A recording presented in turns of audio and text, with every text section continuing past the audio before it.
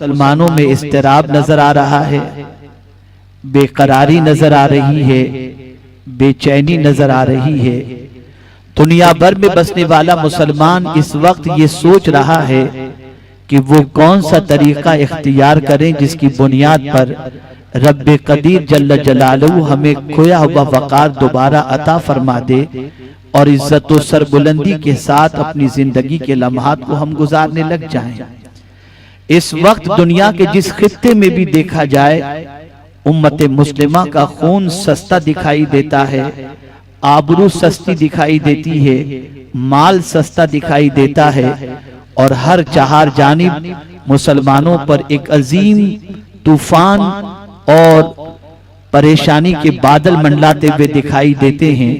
आज के दौर के दानिशवरान कौम व मिल्लत अपने अपने एतबार से रहनुमाई फरमाते हैं और बताते हैं कि मौजूदा दौर के अंदर परेशानियों से नजात अगर हासिल करनी हो तो इस रास्ते को इख्तियार करो, इस वे पर चलो, इस फॉर्मूले पर अमल करो, तुम्हें तुम्हारे खोए हुए दिन मिल जाएंगे, तुम्हें तुम्हारा खोया हुआ वकार मिल जाएगा।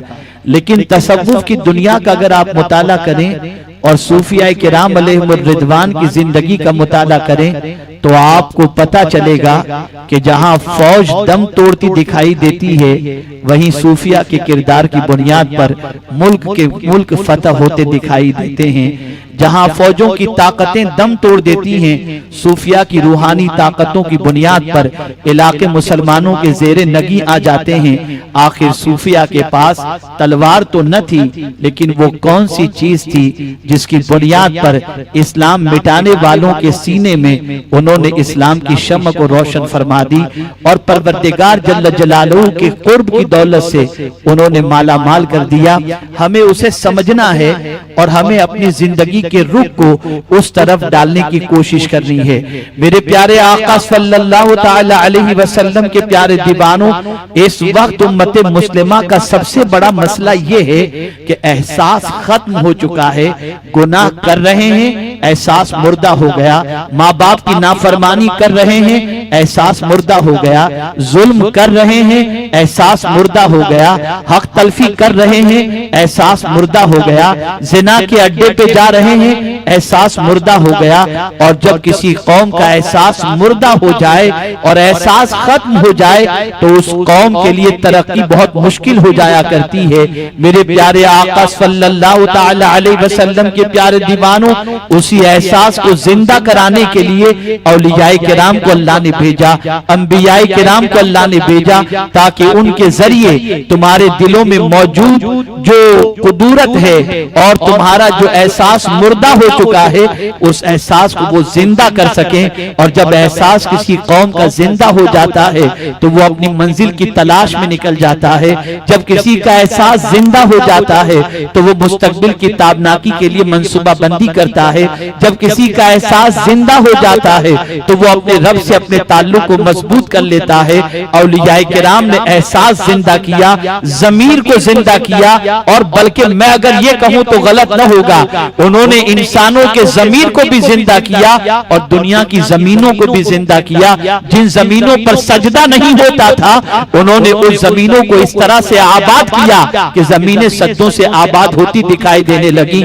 मेरे प्यारे आका सल्लल्लाहु तआला अलैहि वसल्लम के प्यारे दीवानों, आज की सिचुएशन में हमें क्या करना है? हम कौन सी राह इख्तियार करें जिसके बलबूते पर, जिसकी बुनियाद पर रब्बे कदीर जल्ल जलालहू मुसीबतों से बचा ले, परेशानियों से बचा ले, तकालीफ से बचा ले, जुल्म उद्वान से बचा ले, सरकशी से बचा ले और जवाल से बचा ले, जिल्लत से बचा ले, रुसवाई से बचा ले। वो कौन सा दामन है, वो कौन सी जगह है, वो कौन सी पनाहगाह है जहां पर जाने के बाद और पनाह लेने के बाद हमारी परेशानियां भी खत्म हो जाएं और परवरदिगार हमें इज्जत की जिंदगी अता फरमाए। मुसलमानों, आज पूरी दुनिया का दानिश्वर ये सोचने पर मजबूर है कि पता नहीं कल का आने वाला दिन मुसलमानों के लिए कौन सा खूनी पैगाम लेकर के आएगा, कौन सी तबाही का पैगाम लेकर के आएगा। सीरिया तबाह हो रहा है, यमन तबाह हो रहा है और दूसरे ममालिक तबाही के दहाने पर हैं। न जाने मुसलमानों के आने वाले दिन कैसे होंगे।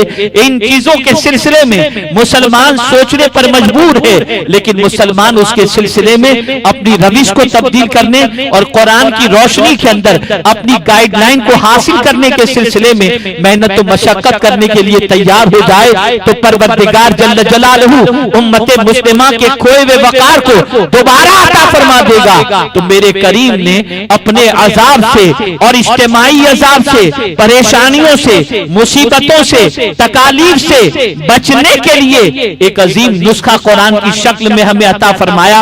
और कुरान मुकद्दस की एक आयत करीमा हमें ये पैगाम दे रही है, ऐ रूए जमीन पर बसने वाले मुसलमानों, अगर तुम कुदरत के अजाब का मुशाहिदा कर रहे हो, कभी सुनामी के एतबार से, कभी जलजले के एतबार से, कभी तूफान के एतबार से, कभी बर्फ के तूफान के एतबार से, कहीं खूरेज बमबारी के एतबार से, तो अगर तुम चाहते हो कि इन चीजों से बच जाओ तो आओ, तुम्हें एक नुस्खा अता किया जा रहा है और वो नुस्खा कुरान की शक्ल में, कुरान की आयत की शक्ल में मौजूद है। कुरान कहता है व अनीबू इला रब्बिकुम व अस्लिमू लह मिन क़ब्ल अन यातियकुमुल अज़ाब सुम्मा ला तुनसरून। पलट आओ तुम्हारे रब की तरफ, पलट आओ। जब जब रास्ता, जब जब फासला रब से बढ़ता चला जाएगा, मुसीबतें बढ़ती चली जाएंगी। जब जब इंसान अपने रब से रिश्ता कमजोर करता चला जाएगा, मुसीबतें बढ़ती चली जाएंगी। जब जब इंसान अपने रब के अहकाम के खिलाफ चलता रहेगा, तकालीफ उसके दरवाजे पर दस्तक देती रहेंगी। ये बात याद रखो, आज अगर मुसीबतें हमारे दरवाजों पर दस्तक दे रही है तो हमने अल्लाह के दरवाजे को छोड़ दिया है, अल्लाह के कुर्ब के रास्ते को इख्तियार करना छोड़ दिया और हमने अल्लाह से अपना फासला बढ़ा दिया। आज के मुसलमानों की सिचुएशन का जायजा लो, आज के मुसलमानों के हालात का जायजा लो। हर एक से मुसलमान करीब होने के लिए तैयार है, लेकिन अपने रब से करीब होने को तैयार नहीं, अपने प्यारे आका से करीब होने को तैयार नहीं, औलियाए किराम से करीब होने के लिए तैयार नहीं। कुरान कह रहा है वअनीबू इला रब्बिकुम, लौट आओ, पलट आओ अपने रब की तरफ। अंदाज़े खिताब देखें, इला रब्बिकुम, किसी और की तरफ तुम्हें नहीं पलटाया जा रहा, किसी अजनबी की तरफ तुम्हें लौटने के लिए नहीं कहा जा रहा,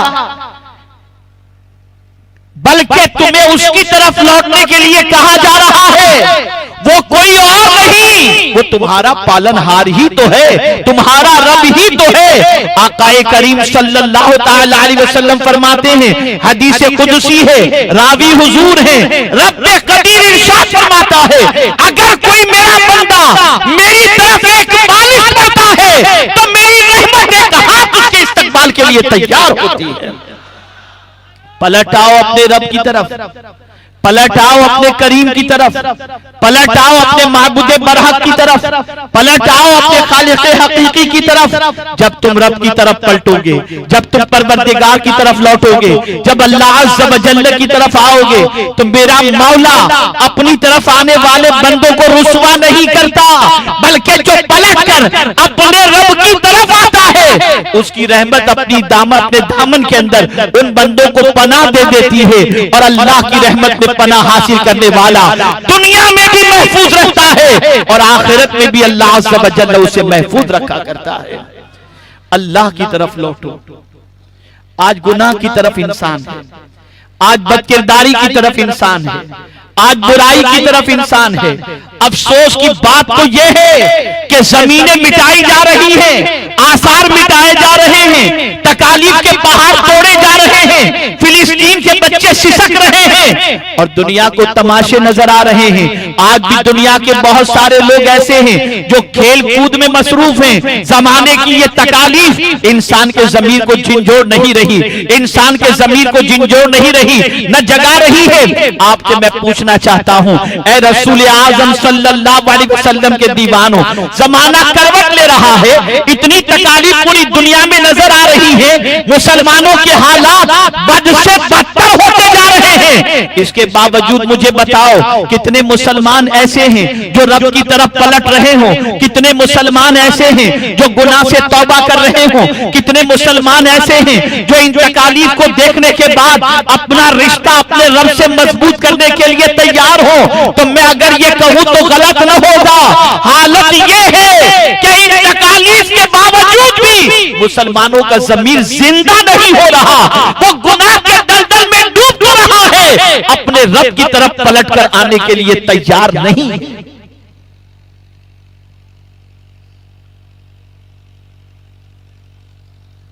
कुरान कहता है तुम्हारे रब की तरफ पलट आओ, आ जाओ अपने रब की तरफ। आज तुम जीते जी बरजाओ खुशी उसकी तरफ पलट गए तो तुम दुनिया के अंदर भी महफूज और आखिरत में भी मामून रहोगे। और आज नहीं पलटे तो एक न एक दिन तो पलटकर उसी की तरफ जाना है।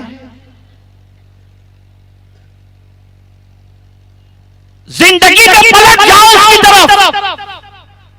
मेरे प्यारे आका सल्लल्लाहु ताला अलैहि वसल्लम के प्यारे दीवानों, ये अल्लाह के बरगुज़ीदा बंदे, औलियाए कामिलीन, अल्लाह के वली, आखिर क्या बात थी कि जिनकी ज़बान से निकली हुई बातों से अल्लाह अज़्ज़ व जल उम्मत को खोया हुआ वक़ार अता कर देता और डूबती हुई कश्तियां किनारे पर लग जाया करती।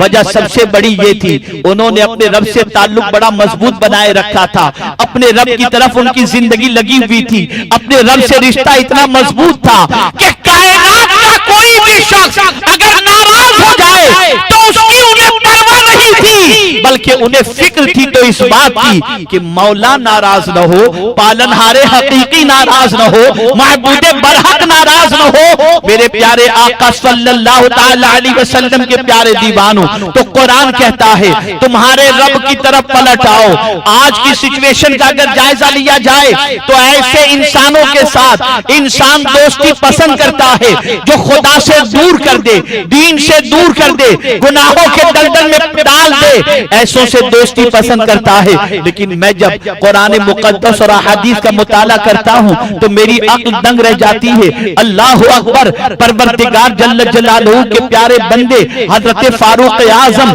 रदियल्लाहु मौला तबारक व तआला अन्हु अल्लाह अल्लाह हजरत काब से फरमाते, ए काब खव्विफनी, मुझे अल्लाह से डराओ, मुझे अल्लाह से डराओ।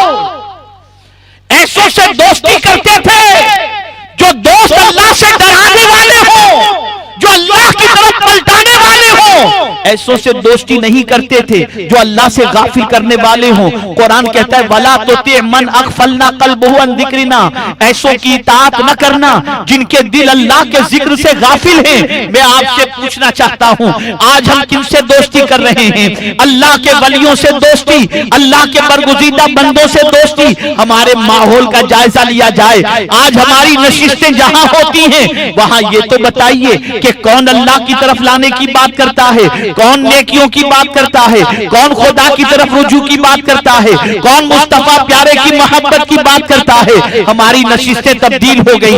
आज किसी के पास बैठकर आखिरत की याद नहीं आती, आज किसी की सोहबत में बैठो तो दुनिया की मोहब्बत बैठ जाती है और दुनिया की उल्फत का चिराग रोशन हो जाया करता है। पलट आओ अल्लाह की तरफ। ये वाकया हमेशा के लिए ज़हन में महफूज कर लो। एक शख्स से पूछा कि अगर किसी ऐसे शख्स के पास तीर और कमान मौजूद है जो दूर तक निशान लगाने में माहिर है और वो तीर चलाने वाला, उसका निशान कभी खता भी नहीं होता, और वो अगर निशान तुम्हें लगाना चाहे और तुम पर निशानबाजी करना चाहे और तुम उससे बचना चाहो तो बचने की क्या सूरत है? तो जवाब देने वाले ने जवाब दिया, एक ही सूरत है, कमान वाले के करीब हो जाओ, तीर चलेगा ही नहीं। कमान वाले के करीब हो जाओ, तीर चलेगा ही नहीं, बाद में बुजुर्ग फरमाते हैं, कमान वाले के करीब हो जाओ तो तीर के निशाने से महफूज हो जाओगे, खुदा से करीब हो जाओ उसके अज़ाब से महफूज हो जाओगे। उसकी तरफ पलट कर आ जाओ, उसकी तरफ लौट आओ।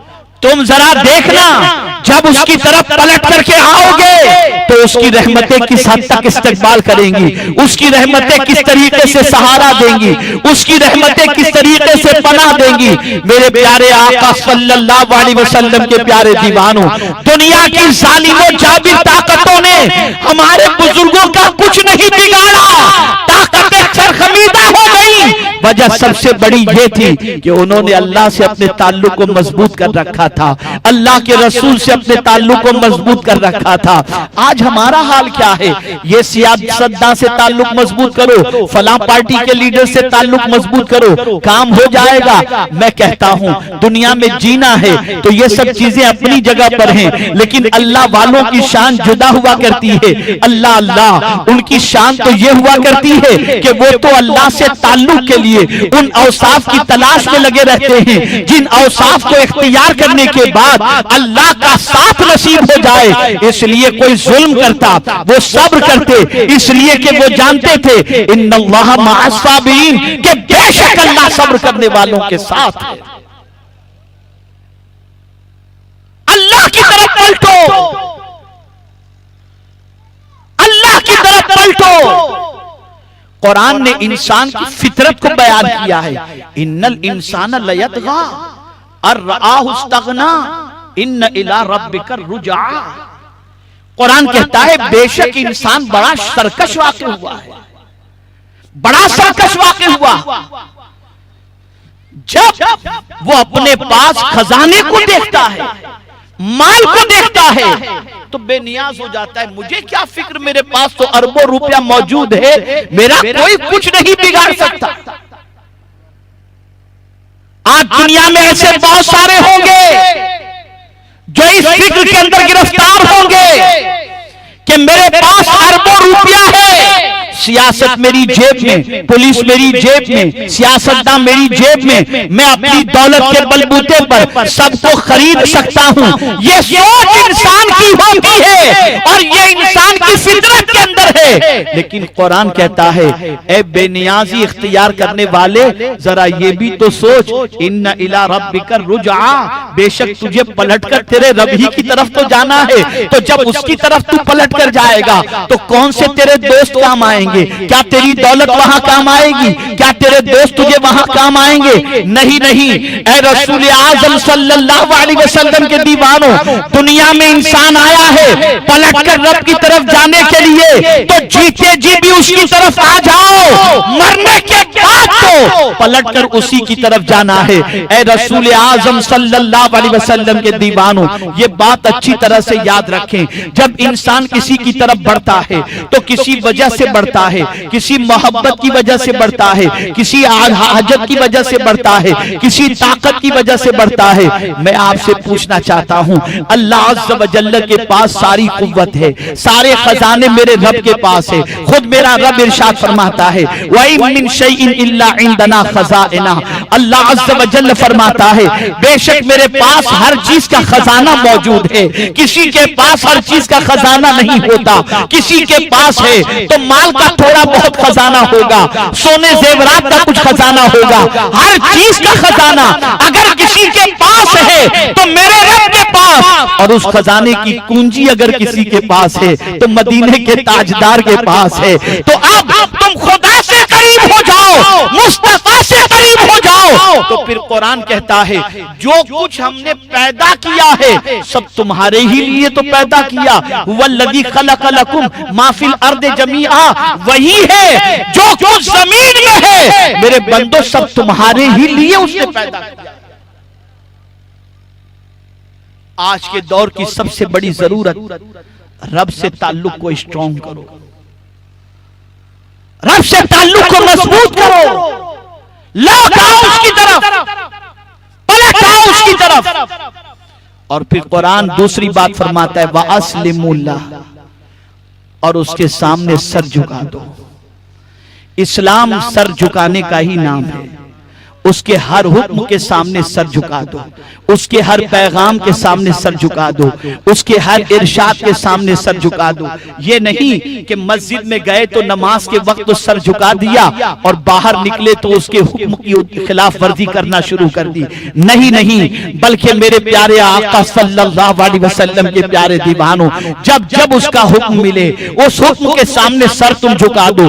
और अगर नहीं झुकाते तो कुरान कहता है मिन कब्ल अन यातियकुमुल अज़ाब सुम्मा ला तुनसरून, तुम झुका दो, वरना याद रखो इससे पहले कि तुम उसके अज़ाब में गिरफ्तार हो जाओ फिर तुम्हारी कोई मदद न कर सके, इससे पहले सर झुका दो।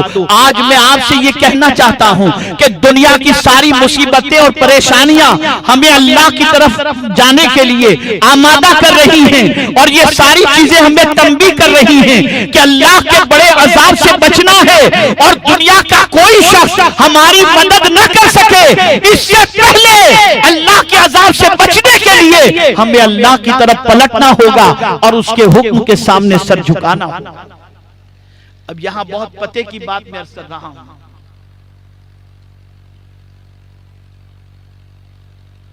इसे जहन में महफूज कर लें।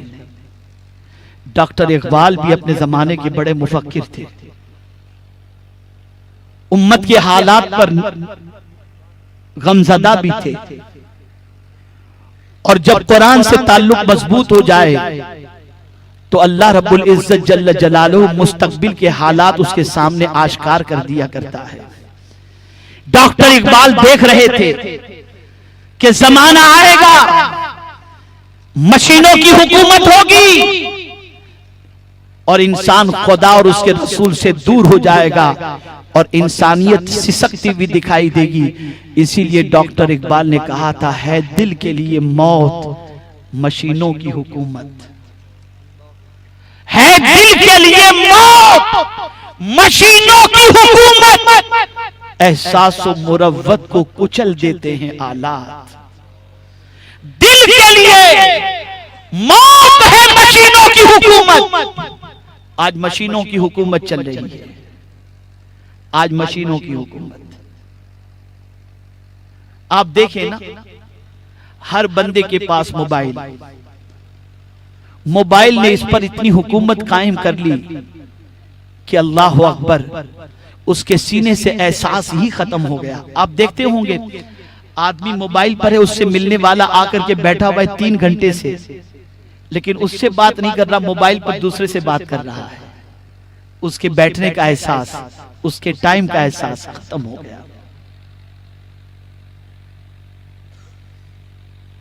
और सुनो, इन मशीनों ने एहसास और मुरव्वत को कुचल डाला है और ये मशीनों की हुकूमत ने दिल को मुर्दा कर दिया, मुर्दा कर दिया दिल को। मैं आपको एक मिसाल के जरिए समझाता हूं। मैं ये नहीं कहता कि आप ऑनलाइन कोर्सेज न सीखें, आप सीखें, लेकिन अगर किसी उस्ताद के पास जाकर उनकी सोहबत में बैठकर इल्म हासिल किया जाए तो उस इल्म का मकाम जुदा होता है और इन आलात के जरिए किसी से इल्म हासिल करना उसका मकाम जुदा होता है। मैं आपको उसकी मिसाल समझाऊं, उसकी मिसाल समझाऊं। डिब्बे का दूध पाउडर जो होता है ना, और डिब्बे का जो दूध होता है, वो अगर बच्चे को पिलाया जाए तो उसे ताकत तो मिल सकती है, मां की ममता नहीं मिल सकती। उसका पेट तो भर सकता है लेकिन मां की ममता नहीं मिल सकती। मां की ममता तो उस वक्त मिलेगी जब वो मां का दूध पिएगा। तो मां जब दूध पिलाती है तो दूध ही नहीं पिलाती, अपना एहसास भी उसके अंदर मुंतकिल करती है। आज जो बच्चे नाफरमान हो रहे हैं, वजह सबसे बड़ी ये है कि बच्चों को मां की ममता, बाप मां का प्यार उन्हें नसीब नहीं होता। ये डिब्बों का दूध पी पी कर बच्चे बेमुरव्वत हो गए, एहसास उनका खत्म हो चुका और माँ बाप की अजमतें उनके दिल से रुखसत होती दिखाई दी। जिस तरीके से डिब्बे के दूध को पीने की वजह से ममता उसके सीने में पैदा नहीं होती, मां का दर्द और मां का एहसास और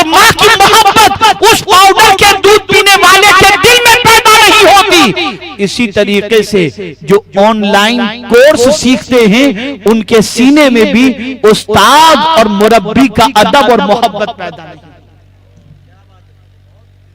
ये बात याद रखिए। इसीलिए डॉक्टर इकबाल ने कहा था, है दिल के लिए मौत मशीनों की हुकूमत, एहसास और मुरव्वत को कुचल देते हैं आलात। इन आलात ने एहसास और मुरव्वत को कुचल करके रख दिया।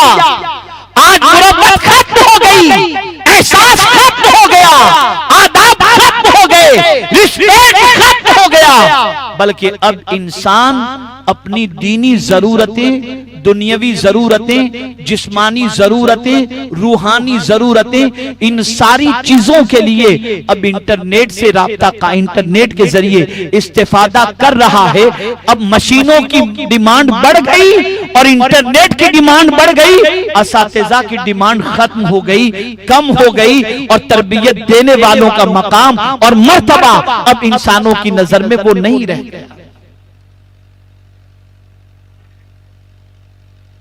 अपना राब्ता, अपना ताल्लुक इन मशीनों से मोहताजी के साथ न रखो कि इनके बगैर तुम जी नहीं सकते, नहीं, बल्कि अपना ताल्लुक अपने रब से इतना मजबूत रखो कि ये ताल्लुक किसी सूरत में कमजोर होने न पाए। आइए मेरे प्यारे आका सल्लल्लाहु अलैहि वसल्लम के प्यारे दीवानों, मैं आपको समझाता हुआ चलूं। कुरान कहता है व अनीबु इला रब्बिकुम, अपने रब की तरफ पलट आओ। खुदा की कसम, जिंदगी में अगर किसी से बहुत सारे गुनाह हो गए हों, जिंदगी गुनाहों के दलदल में गुजर गई हो, जिंदगी अल्लाह की नाफरमानी में गुजर गई हो सकता है कि गुनाह की वजह से बाप घर से निकाल दे, हो सकता है अल्लाह की नाफरमानी की वजह से माँ घर से निकाल दे, हो सकता है बाप की इज्जत पर आंच आने की वजह से बाप अपने बच्चे को घर से निकाल दे, और हो सकता है कि सेठ अपनी नौकरी से निकाल दे।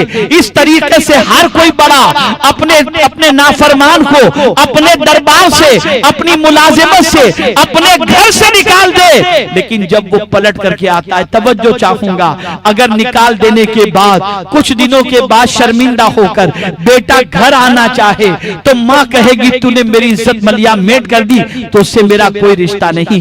बाप कहेगा तूने मेरी इज्जत मलिया मेट कर दी, अब मेरे से कोई तेरा ताल्लुक नहीं, तू जानो तेरा काम जाने। सेठ कहेगा अब क्या जरूरत है मेरे पास आने की, इसलिए कि तूने मेरे साथ धोखा किया और मेरी हुक्मदूली की, मेरे घर में, मेरी दुकान में तेरे लिए कोई जगह नहीं। लेकिन है मेरे करीम, तेरी अजमतों पर कुर्बान, करोड़ों मर्तबा कुर्बान, कि जब कोई पलट कर रब की तरफ आता है तो मेरा रब ये नहीं फरमाता ऐ मेरे नाफरमान बंदे अब मेरी तरफ पलट कर क्या आया है, तूने तो जिंदगी मेरे इरशाद के खिलाफ गुजारी, नहीं, बल्कि वो पलट कर आता है तो मेरे मौला की रहमत अपनी आगोश के अंदर उसे सहारा दे देती है और उसे इज्जत और वकार से माला माल कर दिया करती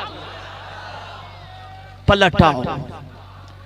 पलट आओ उसकी तरफ, लौट आओ उसकी तरफ। उससे फासला बढ़ा करके क्या मिला, तारीख उठा करके देखो। जिनके पास पेवन वाले लिबास थे, जिनके पास अपना खुद का झोपड़ा भी नहीं था, जिनके पास आलीशान महल भी नहीं थे, लेकिन खुदा की कसम उनके जैसा मुतमईन, उनके जैसा पुरसुकून पेवन वाला लिबास पहनने के बावजूद दूसरा कोई बादशाह भी नजर नहीं आता। वजह सबसे बड़ी ये थी कि उनका ताल्लुक बिल्लाह बड़ा मजबूत था, उनका ताल्लुक भी रसूल बड़ा मजबूत था। वो एक लम्हे के लिए भी अपने रब से दूरी को गवारा नहीं करते थे, ना अपने रब से उसकी याद से गफलत को गवारा करते थे। मैं तो हैरान हूं, एक अल्लाह के वली की जिंदगी के हवाले से जब मैंने पढ़ा तो मुझे बड़ा ताज्जुब हुआ। अल्लाह अकबर, वो मशरूबात पर अपनी जिंदगी को गुजारा करते थे, वो शरबत पी लिया करते थे या दलिया टाइप की कोई पीने की चीज को पी लिया करते थे, रोटी नहीं खाते थे। इसलिए जब उनसे पूछा गया कि हजरत क्या बात है कि आज से पहले तो आप रोटी तनावुल फरमाते थे, लेकिन अब रोटी तनावुल करना आपने छोड़ दिया है और मशरूबात पर आप जिंदगी गुजार रहे हैं। अल्लाह अकबर। जवाब में इरशाद फरमाते हैं कि मैंने देखा कि एक रोटी खाने में जो लुकमे को मैं जब चबाता हूं तो चबाने में जो वक्त गुजरता है उतने वक्त के अंदर मैं अपने रब की तस्बीह इतनी मर्तबा कर सकता हूं। तो मैंने सोचा क्यों न शरबत पीने की आदत डाल दूं, शरबत की वजह से मुझे तकवीयत मिल जाएगी और रोटी चबाने में जो वक्त गुजरता है वो वक्त मैं अल्लाह की याद के अंदर गुजार दिया करूंगा। आप जरा सोचो, ये अल्लाह वाले थे तो उनकी जबानों की पोजीशन ये थी, वो जमीन को हुक्म देते थे, जमीन उनकी बात मान लिया करती थी, इसलिए कि वो अल्लाह के हो गए थे, सारी कायनात उनकी हो गई थी। आज हमारा हाल क्या है? आज हमारा हाल यह है कि बेधड़क गुनाह में जिंदगी गुजार रहे हैं, बेखौफ और खतर जिंदगी गुनाहों में गुजार रहे हैं, सब तरफ जाना चाहते हैं, अपने रब की तरफ और उसके हबीब की तरफ पलटना नहीं चाहते, सब की तरफ भीख मांगने के लिए जाना चाहते हैं, रब और उसके मकबूल बंदों की बारगाह में भीख मांगने के लिए तैयार नहीं होते। आगे मेरे करीम ने इरशाद फरमाया, वत्तबिउ अहसन मा उनज़िला इलैकुम मिन रब्बिकुम मिन क़ब्ल अन यातियकुमुल अज़ाबु बग़ततन व अंतुम ला तशऊरून। अब ये दूसरा फरमान, पैरवी करो, इत्तिबा करो, जो सबसे बेहतरीन चीज तुम्हारी तरफ अल्लाह ने नाजिल फरमाई उसकी पैरवी करो। वो कौन सी चीज है सबसे बेहतरीन? तो कुरान मुक़द्दस। कुरान मुक़द्दस अल्लाह की सबसे बेहतरीन किताब। रब फरमाता है उसकी पैरवी करो, और पैरवी नहीं करोगे तो क्या होगा? मिन क़ब्ल अन यातियकुमुल अज़ाबु बग़ततन व अंतुम ला तशऊरून। इससे पहले तुम पैरवी कर लो कि अचानक तुम पर कोई अजाब आ जाए। बग़ता कुरान ने कहा, बग़ता के मानी होता है अचानक, व अंतुम ला तशऊरून, और तुम्हें उसकी खबर भी न हो, शऊर भी न हो। अचानक कोई अजाब तुम्हारे ऊपर आ जाए, इससे पहले तुम अल्लाह की किताब की पैरवी कर लो, इसलिए कि अल्लाह की किताब की पैरवी नहीं करोगे तो अचानक कोई अजाब तुम पर आएगा और तुम्हें उसका शऊर तक नहीं होगा, होश तक नहीं होगा। आज तुम चाहते हो ना मुस्तकबिल ताबनाक हो जाए, आज तुम चाहते हो कि तुम्हारे दिन अच्छे आ जाएं, आज तुम चाहते हो कि तुम्हारे भले दिन तुम्हारे इस्तकबाल के लिए तैयार रहें, तो इस फॉर्मूले पर अमल करो, अल्लाह की किताब पर अमल करो, उसका इत्तिबा करो, उसकी पैरवी करो। मैं आपको बताऊं, सैयदना फारूक आजम रज़ी अल्लाह तआला अन्हु और दिगर साहबा के सिलसिले में एक इस्तिलाह मौजूद है, वफ़ाक़ीन इंद किताबिल्लाह।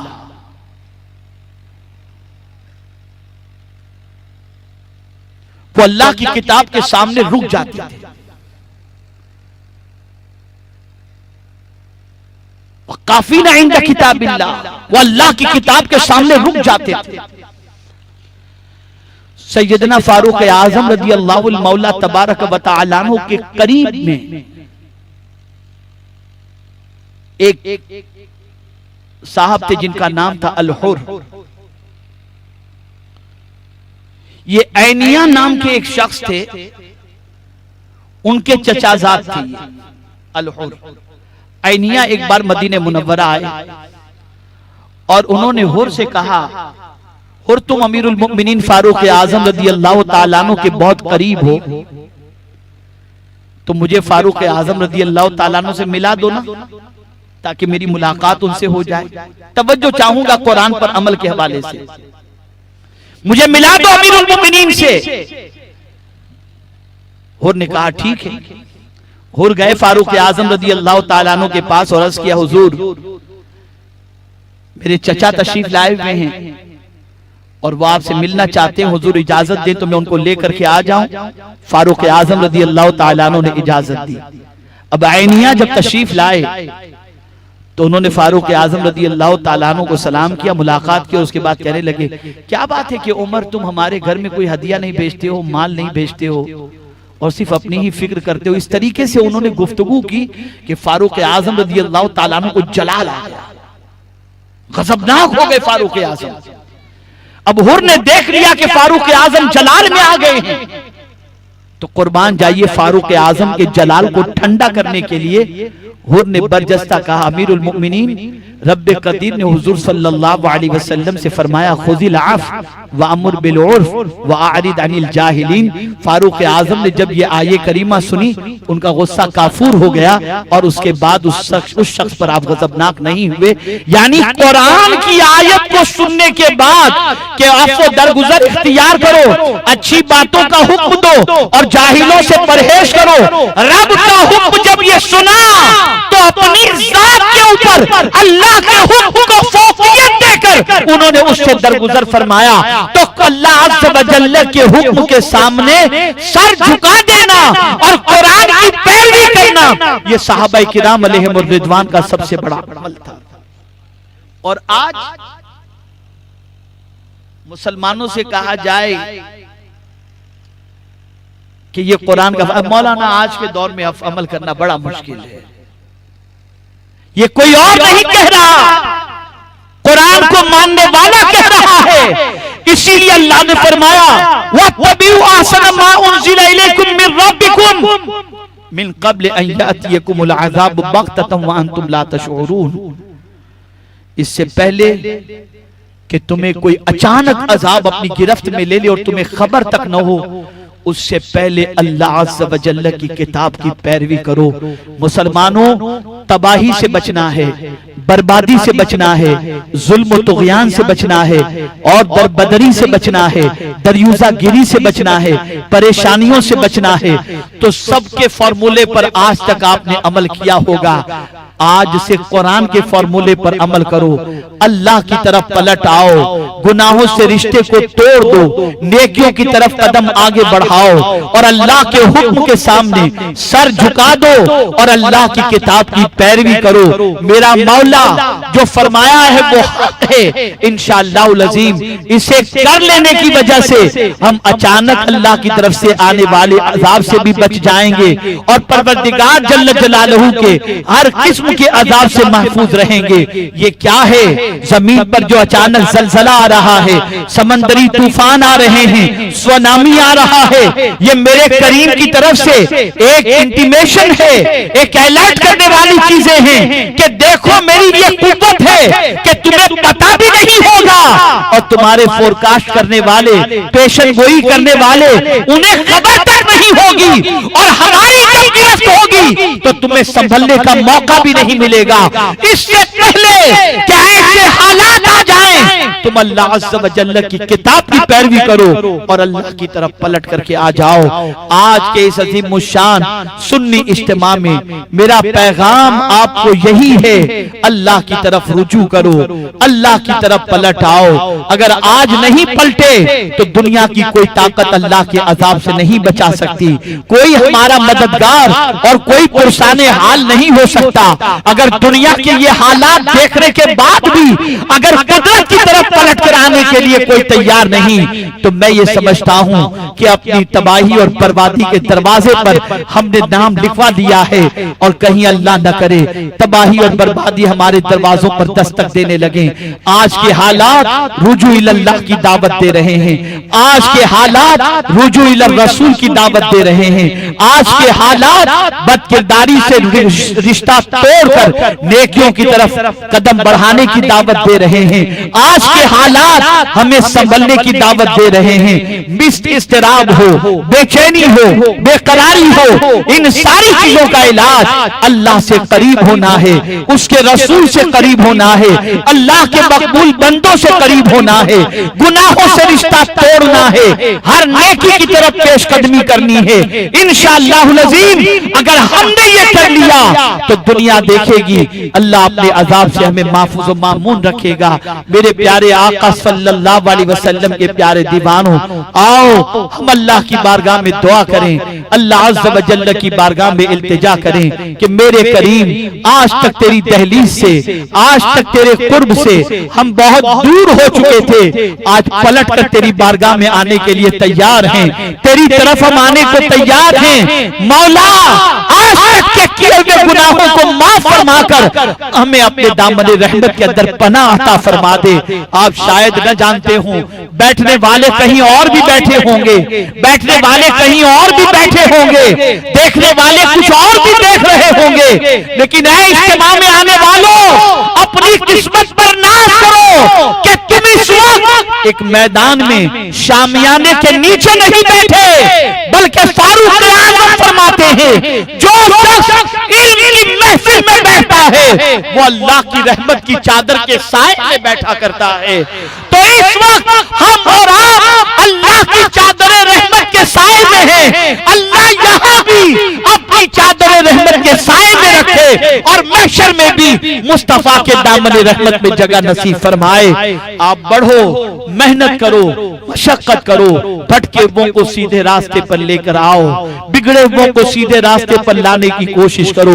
आपका भाई भटक रहा है, मुआशरा भटक रहा है, नौजवान भी भटक रहे हैं, बर्बादियां दरवाजों पर दस्तक दे रही हैं, बदकिरदारी में जवान डूबता जा रहा है। आज मशीनों की हुकूमत ने दिलों को मुर्दा कर दिया है। बाहर आ जाओ इससे, बकदरे जरूरत मोबाइल का इस्तेमाल करो, वरना याद रखो दिल मुर्दा हो जाएगा। ये मशीनों की हुकूमत का हाल ये है कि अल-अयाज़ु बिल्लाह, अल-अयाज़ु बिल्लाह, बात सही गलत कुछ भी होती है सोशल मीडिया पर आम कर दी जाती है। आदमी एतबार करके कभी कहीं फसाद हो जाता है, कहीं कहीं जुताई हो जाती है, कहीं इख्तिलाफ हो जाता है, ये सारी चीजें होती हैं। तो मैं आपसे अर्ज करूंगा, आप अगर चाहते हैं कि दिल जिंदा हो तो दिल जिंदा कहाँ होता है? जिंदा लोगों की सोहबत में बैठोगे तो दिल जिंदा होगा। और जिंदा दिल कौन है? ये अल्लाह के वली जिंदा दिल हैं। आप जानते हैं अच्छों की सोहबत और दोस्ती की वजह से अल्लाह दिल मुर्दा दिल को जिंदा कर देता है। बस आखिरी बात अर्ज करके मैं अपनी गुफ्तगू को खत्म करता हूं और मैं आपको दावत देता हूं, खुदा के लिए मोबाइल के इस्तेमाल को कसरत से न करें, बल्कि बकदरे जरूरत करें। फुजुल मैसेज और व्हाट्सएप पर तवज्जो न दें, न कभी ऐसे ग्रुप के अंदर आप शामिल हों, वरना याद रखें यह आपके एहसास को खतकुचल देगा, यह आपके अंदर से मुरव्वत को निकाल देगा, यह आपके दिल को मुर्दा कर देगा। ये गुनाहों की दहलीज पर और फिक्र को बर्बाद करने के लिए सबसे खतरनाक चीज है। मैं आपको बताऊं, दोस्ती करो, अच्छों के साथ करो, नेक लोगों के साथ करो। मुझे याद है मैंने इहयाउल उलूम के अंदर जब पढ़ा था तो मुझे याद आया कि इहयाउल उलूम में फारूक आजम के हवाले से बड़ी प्यारी बात एक मौजूद है। अल्लाह अकबर। फारूक आजम का एक दोस्त था जो मुल्क शाम में रहता था। जब वो मदीने में रहता था, फारूक आजम से बड़ा कुर्ब था, उनकी सोहबत से इस्तेफादा करता, दोस्ती उनकी थी। लेकिन जब मुल्क शाम गया तो वहां कुछ लोगों के साथ दोस्ती होने की वजह से थोड़े से हालात उसके बदले, थोड़ी सी आदतें उसकी बदली। एक शख्स शाम से आया, अल्लाह अल्लाह, शाम से जैसे ही आया फारूक आजम से उसने मुलाकात की तो फारूक आजम ने सबसे पहले उससे पूछा, जरा ये बता मेरा फलां दोस्त जो उसका क्या हाल है? उसने कहा हजरत उसको भूल जाइए, हजरत उसे भूल जाइए। क्या हुआ? हजरत वो थोड़ा सा आउट ऑफ ट्रैक हो गया है, उसके कदम डगमगा गए हैं, वो गलत रास्ते पर चला गया है। फारूक आजम ने सुना तो क्या जवाब दिया सुनिए। फरमाते मेरा दोस्त और मैं उसे भूल जाऊं, मेरा दोस्त और मैं उसे भूल जाऊं, तुम कब शाम जाने वाले हो? हजरत में फलां दिन को जाने वाला हूं, खबरदार जाने से पहले मुझसे एक खत लिए बगैर मत जाना, मैं मेरे दोस्त के नाम एक खत लिखूंगा। फारूक आजम ने फरमाया। और वो शख्स फारूक आजम से जाने से पहले मिलने आया। फारूक आजम ने खत लिखा। खत में फारूक आजम के अंदर फारूक आजम ने एक आये करीमा लिखी, गाफिरत दम वकाबिल तौब शदीदिल इकाब। ये आयत करीमा लिखकर उसको दिया और कहा ये ले जाओ और मेरे दोस्त को दे देना। अल्लाह अल्लाह, जब वो आयत करीमा लेकर के और वो पर्चे को लेकर के मुल्क शाम पहुंचा और फारूक आजम के दोस्त को जब वो पर्चा दिया, उस शख्स ने जब कहा गाफिरी ज़म वकाबिल तौब, गुनाहों को माफ करने वाला, तौबा को कबूल करने वाला, जब उसने ये पढ़ा, आयत के तर्जमे को समझा और आयत के मफहूम को समझा, आंखों से आंसू निकल गए और उसने उसी वक्त तौबा किया, ए अल्लाह आज तक के किए हुए गुनाहों को माफ फरमा दे। वो शख्स जो खत लेकर के गया था, उसने बरजस्ता कहा दोस्त हो तो अमीरुल मोमिनीन जैसा, जिसने खत के जरिए अपने दोस्त की आखिरत को संवार दिया। ऐसों से दोस्ती करो, ऐसों से दोस्ती करो। वो दोस्त नहीं हो सकता जो तुम्हें बदकिरदारियों के अड्डों पर लेकर के जाए। वो तुम्हारा दोस्त नहीं हो सकता जो तुम्हें आखिरत से गाफिल कर दे। वो तुम्हारा दोस्त नहीं हो सकता जो तुम्हें गंदी पिक्चरें फॉरवर्ड करता हो। वो तुम्हारा दोस्त नहीं हो सकता जो तुम्हें बुराइयों के अड्डों पर ले जा रहा हो। खबरदार, ऐसों से दोस्ती मत करना। दोस्ती करना है तो ऐसों से करो जिनकी दोस्ती से दिल जिंदा हो जाए, खुदा से रिश्ता मजबूत हो जाए और गुनाहों से रिश्ता टूट जाए। ये सुन्नी दावत इस्लामी का इज्तिमा, ये तहरीक दर हकीकत कल्ब को जिंदा करने के लिए है, अल्लाह से रिश्ते को मजबूत करने के लिए है, अल्लाह के रसूल से रिश्ते को मजबूत करने के लिए है। अगर इस मजमे के अंदर कोई ऐसा हो जिसने गुनाह की दहलीज पर कदम रख दिया हो, उसे घबराने की जरूरत नहीं। आपकी बाबे तौबा खुला हुआ है। इस इज्तिमा के अंदर सच्चे दिल से तौबा कर ले, मेरा मौला उसके गुनाहों को माफ फरमा देगा और अपनी चादर रहमत के अंदर उसे पनाह अता फरमा देगा। अल्लाह ताला रहमत आलम नूर मुजस्सम सल्लल्लाहु अलैहि वसल्लम के सदक़ो तुफैल मुझे आपको सबको रुजू इल्लाह की तौफीक नसीब फरमाए। हमें गुनाहों से रिश्ता तोड़ने की तौफीक नसीब फरमाए, नेकियों से रिश्ते को मजबूत करने की तौफीक नसीब फरमाए। क्या दे दिया हमें गुनाह ने?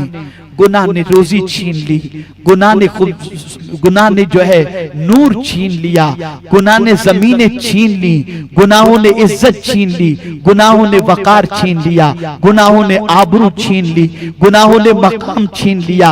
क्या मिला गुनाह करके? अब पलट आओ अपने रब की तरफ, फिर देखना इधर नेकी की तरफ कदम बढ़ाओगे, इधर इज्जत बढ़ करके तुम्हारा इस्तकबाल करेगी।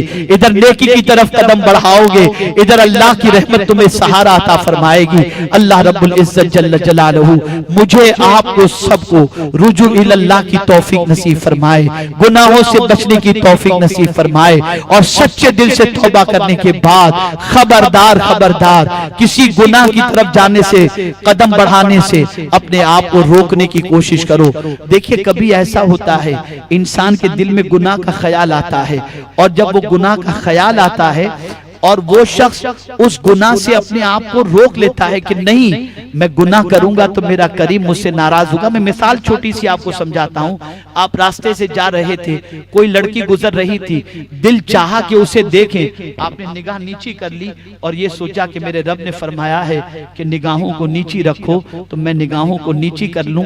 निगाह आपने नीची कर ली, आपने अल्लाह के फरमान पर अमल करके उसे न देखा।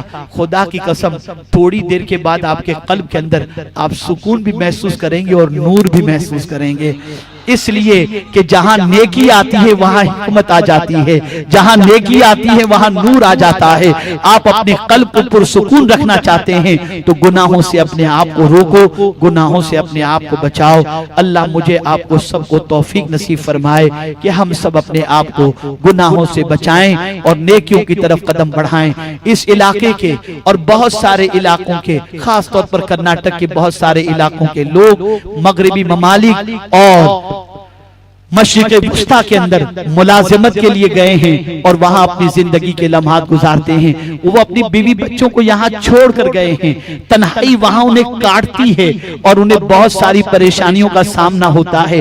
कभी अपनी उलझनों को दूर करने के लिए वो कुछ पिक्चर भी देख लेते होंगे, कुछ और भी कर लेते होंगे। मैं सिर्फ इतना कहूंगा, अल्लाह अल्लाह, किसी शायर ने क्या खूब कहा, उजाले अपनी यादों के हमारे साथ अपने साथ रहने दो, न जाने किस गली में जिंदगी की शाम हो जाए, बस अपने आका की याद को बसा लो। अल्लाह अल्लाह, आका की याद को बसा लोगे।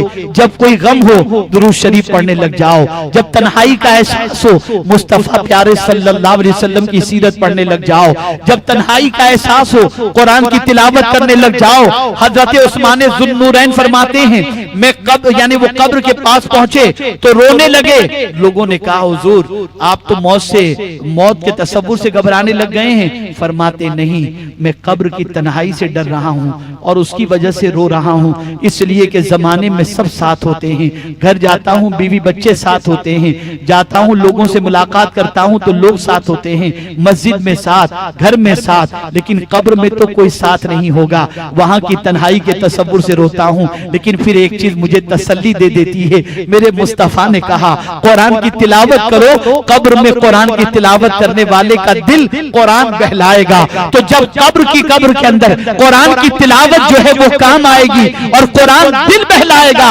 तो वहां की तन्हाई को जब कुरान की तिलावत हमारी दूर कर सकती है, तो दुनिया में भी अगर कभी तुम्हें तन्हाई नसीब हो जाए, कुरान की तिलावत करो, तुम्हारी तन्हाई भी दूर होगी और बेचैनी भी अल्लाह दूर फरमा देगा।